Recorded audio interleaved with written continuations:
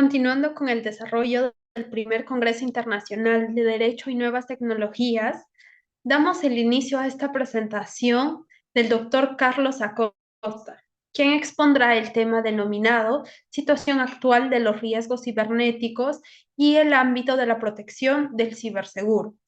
Antes de comenzar, daré una breve descripción de nuestro ponente. El doctor Acosta es profesor en Derecho Civil Patrimonial de la Universidad Científica del Sur, doctorando en Derecho por la Universidad Complutense de Madrid. Asimismo, con mención en Derecho Privado Europeo por la Università degli Studi Mediterránea di Reggio Calabria. Es máster en Economía y Derecho del Consumo por la Universidad de Castilla-La Mancha, maestrando en Derecho Tecnológico y Ciberseguridad por la BIU, Universidad Internacional de Valencia. Adelante, doctor. Tiene el uso de la palabra. Gracias, Carmen. Bueno, voy a tratar de ser lo más conciso para efectos de no alterar el programa original. Igual queda sentado que esta sesión y las siguientes van a estar grabadas, las sesiones previas se han grabado. Mis primeras palabras son de agradecimiento al Círculo Financiero Corporativo, quien conjuntamente con CEACIAL, con el Centro de Estudios Avanzados del Seguro, Inteligencia Artificial y LegalTech, han tenido en consideración la necesidad de que los nuevos abogados, los abogados de información, los estudiantes de derecho, tomen conocimiento del rol y la importancia que tiene el estudio y comprensión adecuada del entorno tecnológico. Cabe indicar que en ese contexto, si bien es cierto, la tecnología genera indefectiblemente una situación de mejora global, también puede generar un espacio que puede ser considerado riesgoso, como vamos a ver en las siguientes filminas.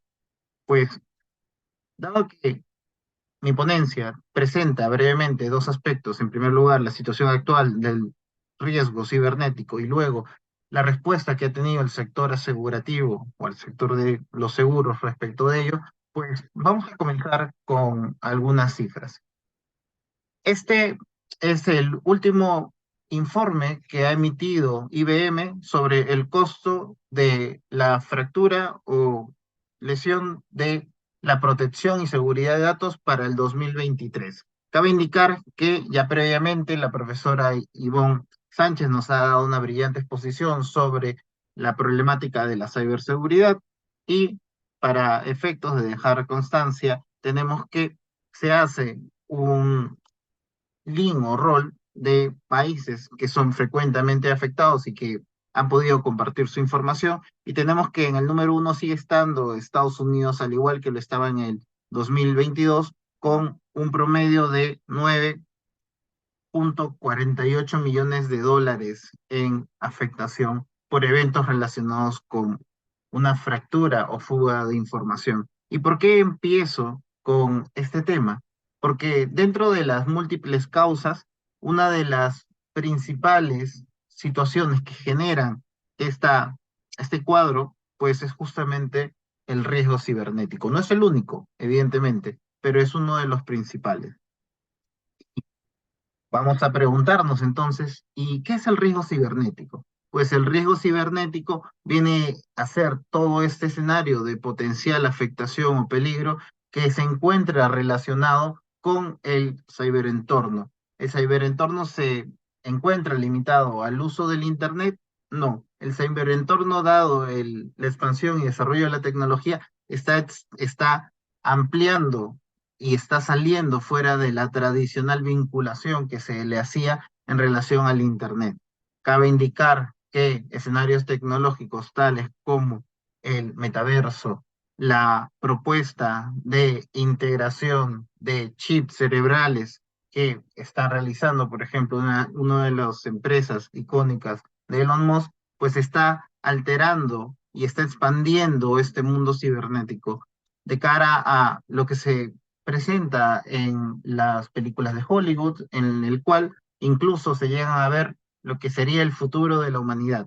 Entonces, tenemos que todo este mundo alterno al mundo regido por las reglas físicas viene a ser el ciberentorno y todos los peligros y afectaciones que se den en este contexto son considerados ciberriesgo o riesgo cibernético.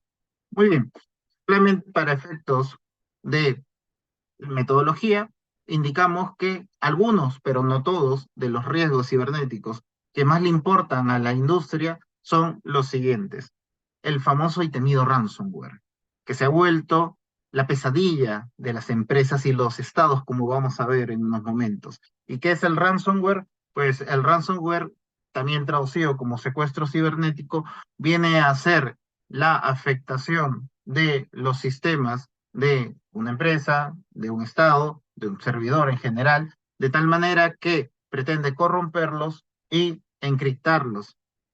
Usualmente, los escenarios de ransomware vienen asociados a la solicitud de un rescate. Sin embargo, hay escenarios en los cuales la intención del ataque es destructivo. En esos casos no se pide rescate, pero véanlo como el correlato físico de un secuestro o rapto de persona. Entonces, el correlato en el mundo virtual es la imposibilidad de acceso de los titulares a todo este entorno tecnológico que se corresponde con sus sistemas virtuales.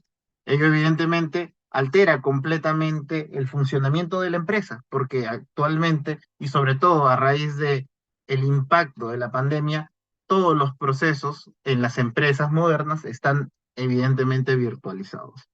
Otro de los grandes riesgos cibernéticos que están presentes actualmente y que han tenido un mayor, una mayor presencia debido a la inteligencia artificial, ¿por qué no decirlo? Es el phishing o el escenario de sustitución de identidad. Aquí se utilizan mecanismos elaborados para poder suplantar bien la identidad de una persona mediante comunicaciones, ya sea frecuentemente correos en los cuales alguien que se hace pasar por un gerente, por un cliente o proveedor, solicita a un contacto cierta información relevante, le solicita transferencias bancarias u otros activos importantes para las empresas y también para los gobiernos. Porque les decía que ahora esta forma de phishing ha tenido una recreación increíble, pues gracias a la inteligencia artificial tenemos escenarios en los cuales se está hablando del famoso deepfake, en el cual podemos recrear casi con exactitud la cara de una persona. Hemos visto, de hecho, organismos internacionales lo han estado advirtiendo en los últimos meses, que ahora, gracias a ciertos sistemas de inteligencia artificial, es completamente barato, sencillo clonar la voz de las personas. Y también es cierto, antes, pues los hackers realizaban mano a mano la redacción de estos correos. Ahora, gracias a la inteligencia artificial, los correos en los que sustituyen a las personas, pues se hacen de manera masiva. Entonces, como bien dijo Gianfranco, la inteligencia artificial tiene un evidente escenario positivo, pero la potencialidad de sus riesgos nos va a llevar a tratar de prever cuál puede ser la mejor regulación que evidentemente no altere o afecte el desarrollo, porque tenemos que tener algo claro en relación a la inteligencia artificial, que es un avance tecnológico. El avance tecnológico realmente no puede ser frenado por el derecho. Obviamente este avance tecnológico siempre tiene que tener un correlato de respeto a las normas mínimas y a los derechos fundamentales. Muy bien. También tenemos como otro importante riesgo cibernético, pues el APT, la amenaza persistente avanzada. ¿Qué es el APT? Pues el ATP viene a ser considerado como un ataque personalizado, un ataque a la medida de una empresa objetiva o empresa objetivo. Normalmente estos ataques están relacionados con ciertas situaciones bélicas en la mayoría de casos o con intenciones de naturaleza política. Aquí la intención no necesariamente es lucrativa, como vamos a ver en los casos que han ocurrido a nivel global y que vamos a presentar en las siguientes filminas. Y finalmente, tenemos al ataque DDoS. ¿Qué es este tipo de ataque? Pues se genera la caída de un servidor mediante una creación de sobresaturación artificial, es decir, se simula que muchos usuarios están tratando de acceder a la página al mismo tiempo, de tal manera que la capacidad de respuesta del servidor es sobrepasado en miles de veces y es imposible que otros usuarios, quienes válida y legítimamente quieren acceder, puedan hacerlo. Esta es otra de las formas en las cuales se da una suerte de secuestro indirecto. No es tan agresivo y directo como el ransomware, en el cual hay una encriptación de los datos, de la información del servidor. Aquí lo que están haciendo es crear artificialmente una sobredemanda, de tal manera que nadie más puede acceder. En la práctica, pues los terceros, los clientes, los usuarios no pueden acceder a la página. El efecto práctico es bastante similar al ransomware, pero evidentemente menos lesivo. Muy bien, vamos a aterrizar nuevamente la idea con cifras, porque las empresas, los gobiernos, para efectos de medir su riesgo, tienen que tener evidentemente una guía en el costo promedio de estos riesgos cibernéticos. Nuevamente, IBM en su reporte actualizado nos indica que dos de los principales riesgos cibernéticos, como son los ataques destructivos, así como el ransomware en sí mismo, el ataque de ransomware, en promedio a nivel mundial, tienen por evento un costo, en el caso del ransomware, de 5.13 millones de dólares y en el caso de los ataques destructivos, 5.24 millones de dólares. Entonces, estamos viendo cómo este escenario que se presenta fuera de los límites de la realidad física, en este entorno cibernético, puede tener un impacto devastador para cualquier empresa, incluso para las transnacionales, que normalmente son los objetivos o los premios dorados que buscan los grupos de hackers, porque son los que podrían estar en capacidad de poder pagar los famosos rescates o tener una póliza que pudiese tener la suficiente cobertura o respaldo para poder brindar este pago. Ahora bien, la siguiente parte de la exposición se denomina Nadie está a salvo. Se indicaba que hay dos tipos de empresas, las que ya han sido hackeadas y pues las que van a ser hackeadas. Y efectivamente, tenemos casos emblemáticos desde mucho antes, solamente me limitaba al 2013, porque siempre, como bien indicó Gianfranco, hay que estar actualizados constantemente, porque la tecnología va avanzando de manera tan rápida y evidentemente nosotros tenemos que tratar de seguir ese ritmo veloz. Pues bien, solamente para poner una referencia de cómo se ha afectado a transnacionales, tenemos que se han dado pérdidas millonarias en empresas tales como Target en el 2013, en el cual su impacto financiero alcanzó los 292 millones de dólares. Home Depot sufrió en el 2014 un ataque cibernético, específicamente un ransomware, que le significó una pérdida de 298 millones de dólares. La famosa Equifax, pues sufrió en el 2017 un ataque cibernético que le supuso 1.7 millones de dólares en pérdidas. Y el Marriott fue también atacado en el 2018 por un costo estimado de 114 millones de dólares. Pues bien, de cara a España, nosotros tenemos que en el 2021 y en el 2022 se han dado casos importantes, no necesariamente por su impacto financiero, porque conforme se indica en el reporte, Estados Unidos es la que presenta el costo financiero más importante de ataques, sino por la significación que tuvo estos ataques en España. En primer lugar, pues los españoles se aprecian mucho respecto de tener una buena cerveza, una buena bebida, una buena birra, como le dicen. Entonces, cuando en el 2021 una de las principales cervecerías, que es la de Estrella Damm, fue atacada, específicamente su principal planta, que fue la planta del Prat de Llobregat, pues tuvo que paralizar por varios días. Felizmente, el impacto financiero para la cervecería no fue devastador. ¿Por qué? Porque tenían suficientes reservas de alcohol para poder seguir suministrando el consumo diario en España. Sin embargo, sí supuso evidentemente una apuesta de advertencia a empresas de ese sector, así como fue un revuelo en toda España, incluso los ciudadanos tomaron un poco más de conciencia al ser un producto respecto del cual sí se identifican de la presencia y la inminencia de estos riesgos cibernéticos. Luego, en el 2022, otro caso que también generó un revuelo en España fue el ataque ahí de redes eléctricas inteligentes. Aquí lo que ocurrió fue que los hackers lograron acceder a la base de datos completa y soltaron la base de datos de millones de ciudadanos españoles en la red, ni siquiera en la dark web, en la red. De tal manera que un ciudadano español podía encontrar su dirección, su número de DNI, su dirección electrónica y otros datos sensibles. Entonces, estamos viendo cómo las empresas a nivel global tienen que tener dentro de su administración de riesgos muy presente, y de hecho ya lo tienen, porque saben que en cualquier momento la exposición al riesgo cibernético los puede afectar y eventualmente llegar a la bancarrota.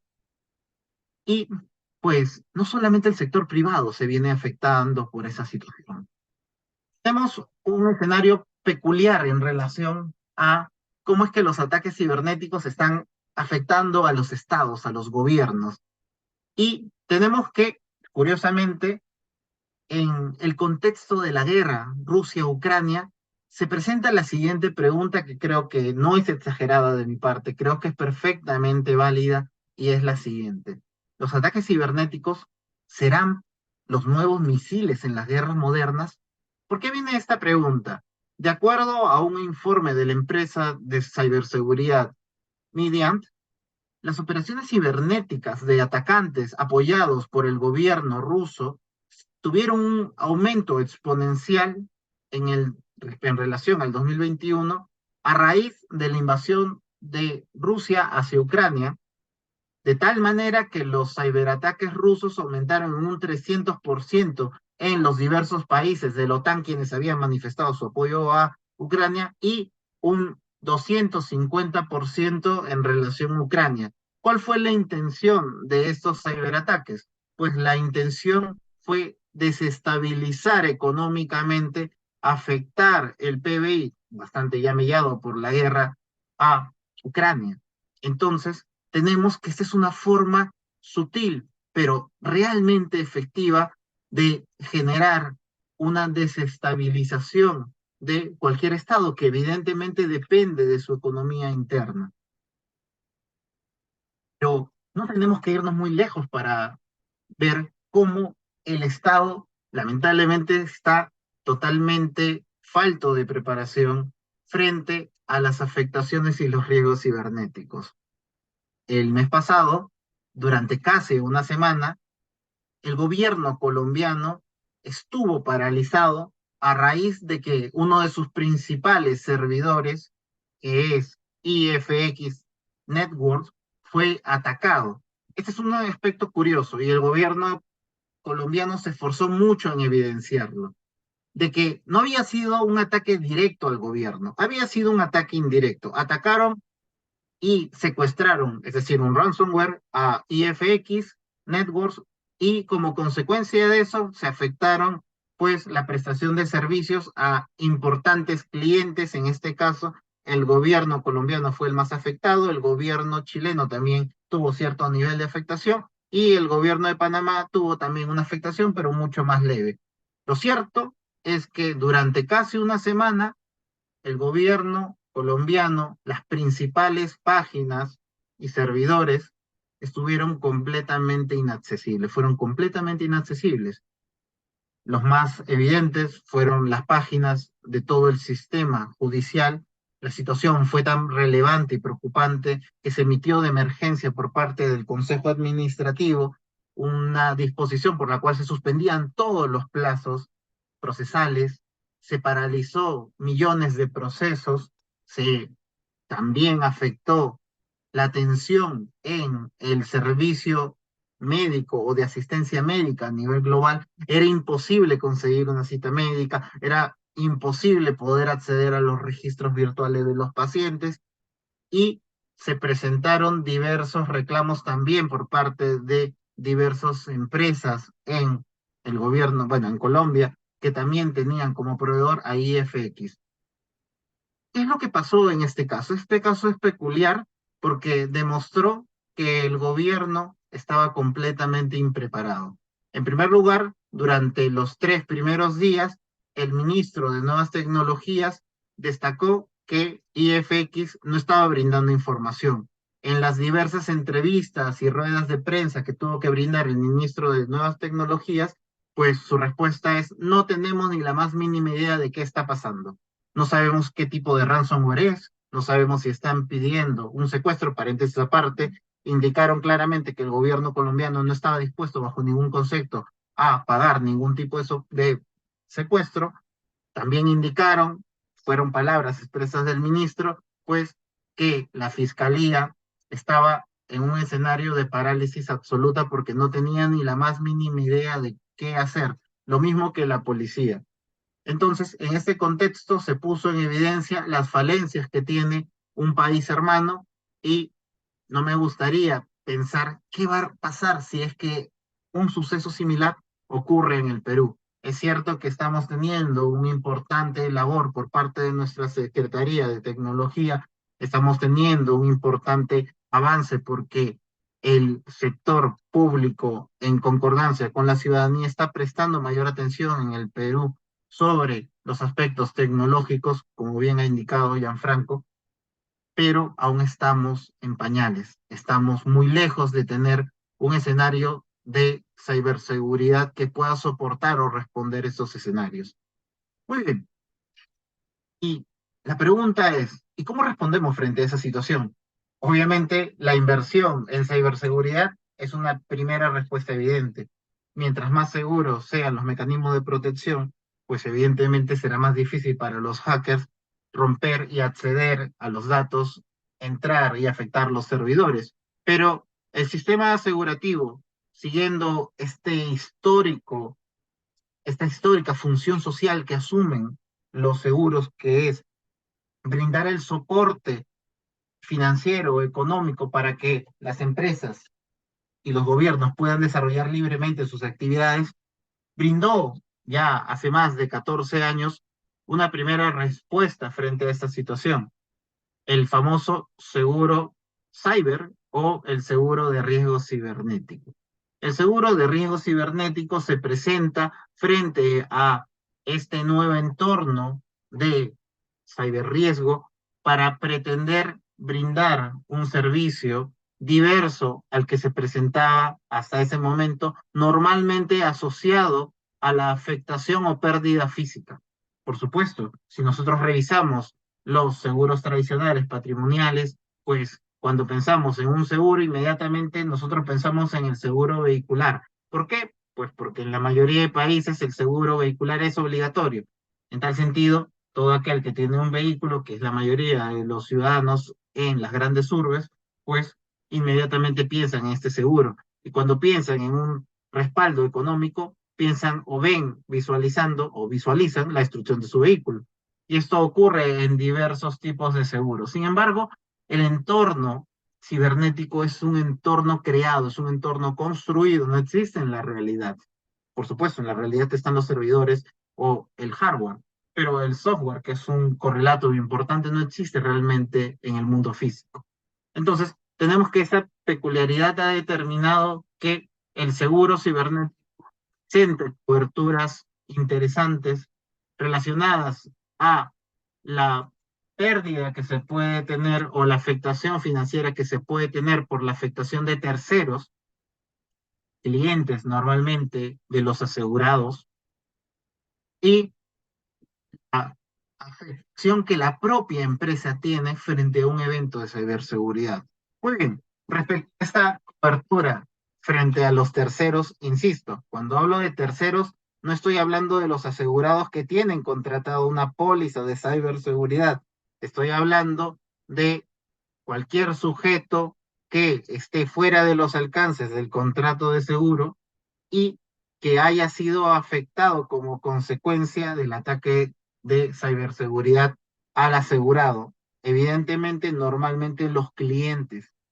Es así que la cobertura que brinda el seguro de ciberseguridad en relación a la afectación de terceros se presenta, aunque no se limita, insisto, a los siguientes escenarios. Evidentemente, la cobertura de responsabilidad civil por pérdida o sustracción de datos personales, del cual brillantemente nos han hablado tanto Rocío como yo, está presente. Es una de las coberturas que más les interesa porque la dimensión de un evento de responsabilidad civil en este contexto en el cual, gracias a los medios electrónicos, a los medios digitales, la difusión de la información es veloz, imparable, pues puede generar definitivamente demandas millonarias por parte de millones de usuarios.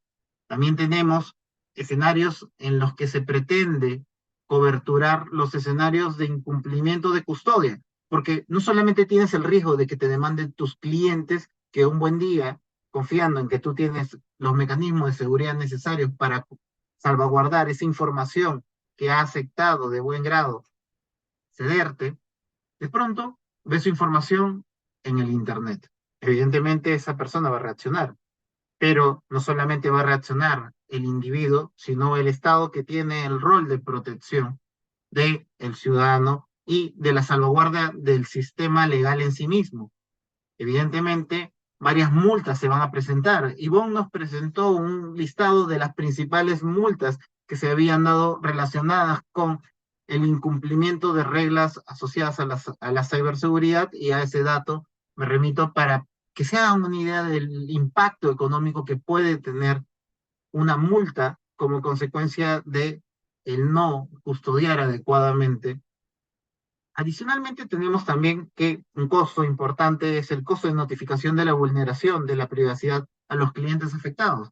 Tienes que ahora comunicarte con todos aquellos clientes cuyos datos han podido ser afectados y ello evidentemente tiene un costo económico.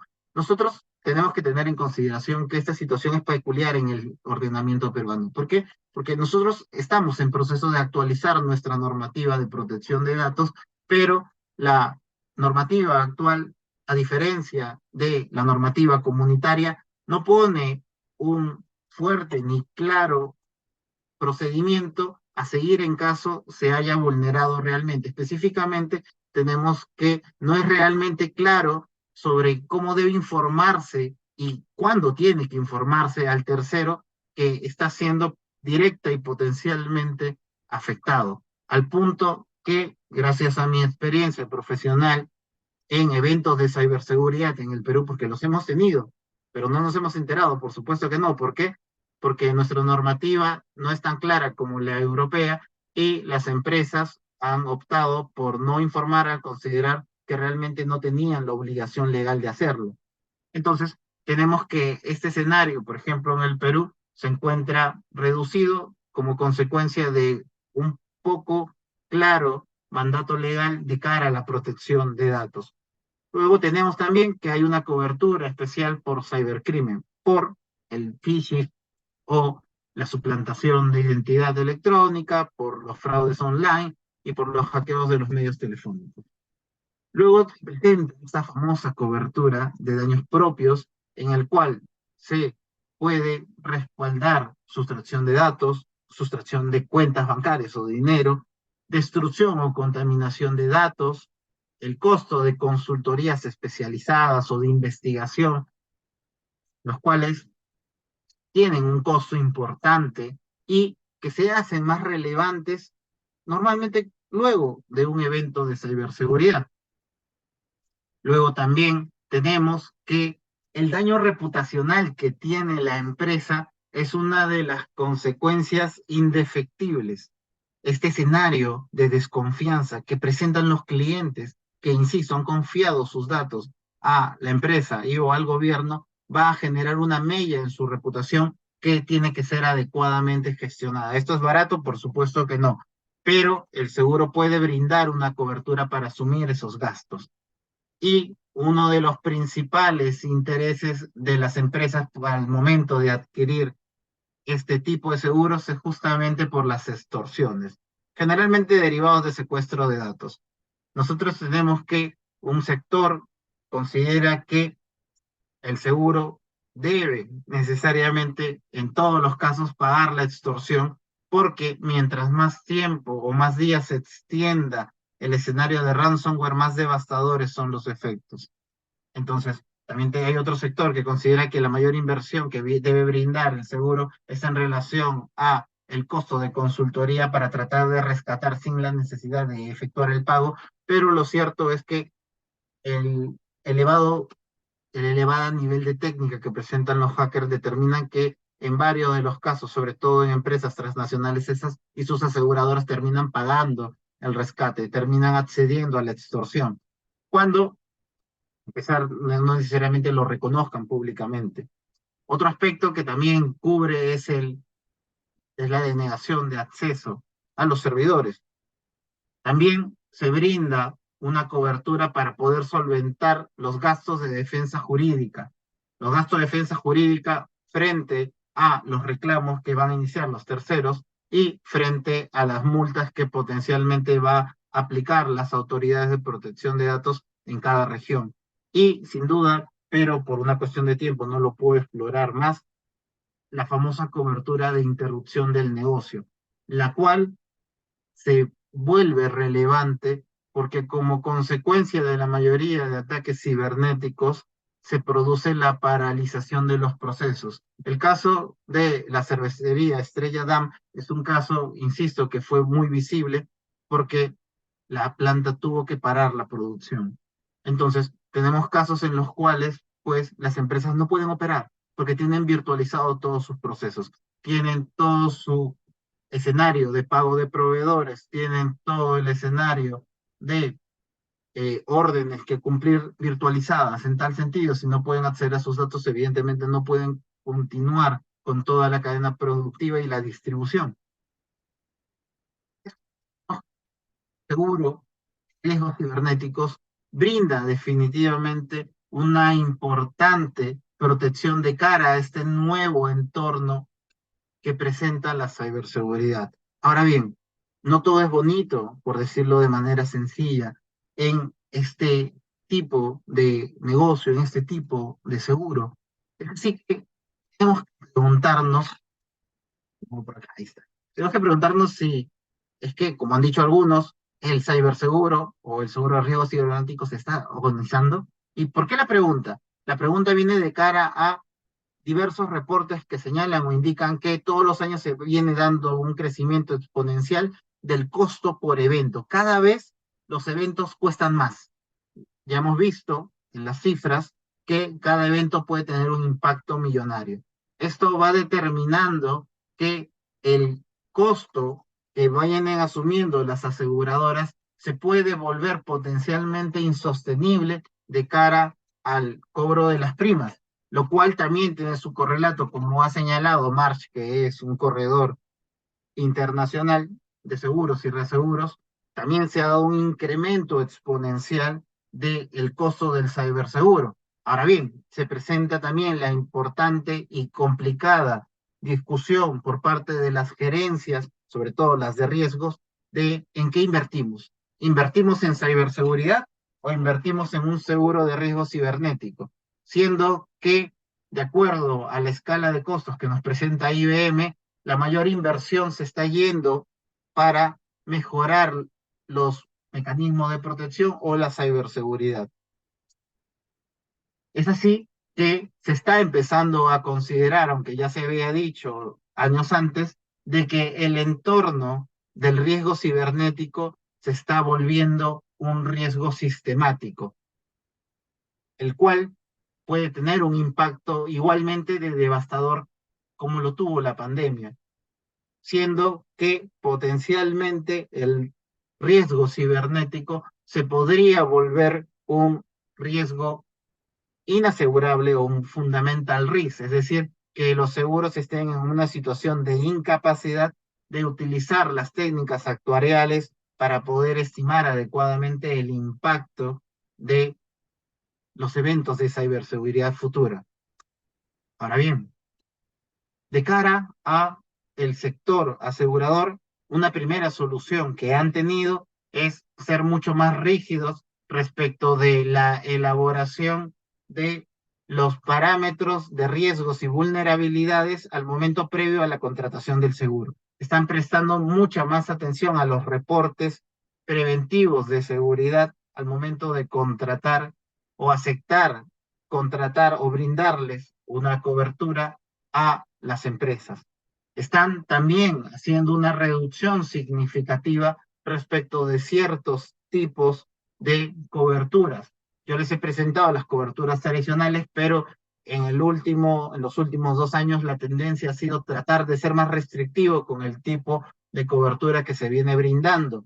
También iniciativas han señalado que la situación se va a volver tan insostenible que va a ser necesario obtener un rol conjunto entre el sector privado y el sector público, es decir, buscar el soporte del Estado, dado que el problema de ciberseguridad ya se ha vuelto un problema nacional y que afecta evidentemente a los PBIs de cada región.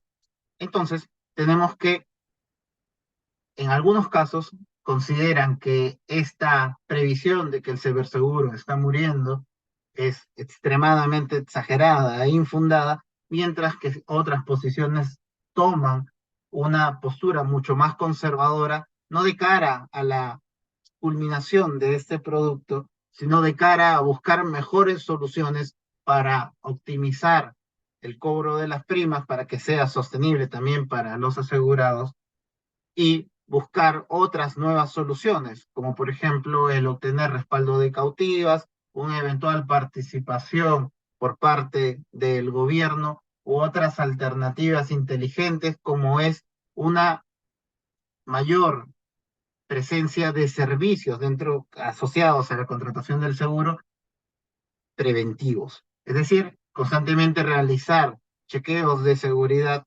y hackeos controlados para verificar que el nivel de ciberseguridad es el necesario de acuerdo a este constante y cambiante y en aumento nivel de riesgo. Si me preguntan mi posición, sinceramente creo que el ciberseguro no va a morir. Sí creo que evidentemente se va a ajustar, adaptar y fortalecerse en la medida de que tanto empresas como expertos y evidentemente también el sector público tomen una conciencia de que el riesgo cibernético se vuelve más agudo, más inteligente y mucho más dinámico. Entonces, habiendo dicho ello, pues no me queda más que invitarlos a que nos contacten en nuestros medios de LinkedIn del Centro de Estudios Avanzados del Seguro, Inteligencia Artificial y LegalTech. También estoy presto a cualquier pregunta, comunicación de cualquier tipo a mi LinkedIn personal, Carlos Acosta Olivo, y les alcanzamos también el correo de SEACIAL para cualquier comunicación. Y si hubiese alguna pregunta, pues todo muy atento y muchas gracias. Espero no haberme excedido en el tiempo, he sido lo más conciso que he podido para efectos de no afectar a los Muchas siguientes gracias. ponentes. Muchas gracias, doctora Costa, por su interesante ponencia. Estamos seguros de que será de gran provecho para el aprendizaje y desarrollo académico de todos nosotros. Finalmente, quisiéramos saber si tiene algunas palabras finales a modo de conclusión para nosotros. Por supuesto. Como ya había dicho al principio de la presentación, creo yo que la universidad está adoptando una posición tradicional respecto de la enseñanza de los nuevos abogados. He consultado frecuentemente en las aulas universitarias a los alumnos sobre si han tenido o están teniendo este incentivo y esta información por parte de sus catedráticos y lamentablemente escucho yo una y otra vez que no han tenido en ningún momento alguna referencia de la importancia de las nuevas tecnologías que están generando una transformación de la forma en cómo se brindan los servicios jurídicos y es la razón por la cual, en colaboración con mi colega Rocío Llanos, hemos decidido fundar este centro de estudios para brindar una oferta académica que lamentablemente las universidades, que deberían ser los primeros, ya que están directamente relacionadas con la instrucción de los nuevos abogados, no están dando. Para ello también agradezco a los ponentes internacionales que son buenos amigos, colegas, son líderes en su sector y que están debidamente actualizados con estas nuevas tecnologías para volver mucho más democrático el acceso a este conocimiento especializado. Espero yo que los alumnos en Perú no tengan que realizar estos esfuerzos relevantes que pueden significar el ir necesariamente al extranjero para poder acceder a esta información que es necesaria para poder ser competitivos y poder destacar y seguir desarrollándose como los excelentes profesionales que creo que van a ser. Nuevamente, un agradecimiento al Círculo Financiero Corporativo también por el interés en estas nuevas temáticas y espero que vengan muchas más conferencias, muchas más ponencias, no solamente de cara a estos dos grupos académicos que han organizado este evento, sino que esperamos que las diversas organizaciones civiles, las propias universidades empiecen a difundir mucho más la cultura tecnológica para transformar nuestra formación legal. Muchas gracias.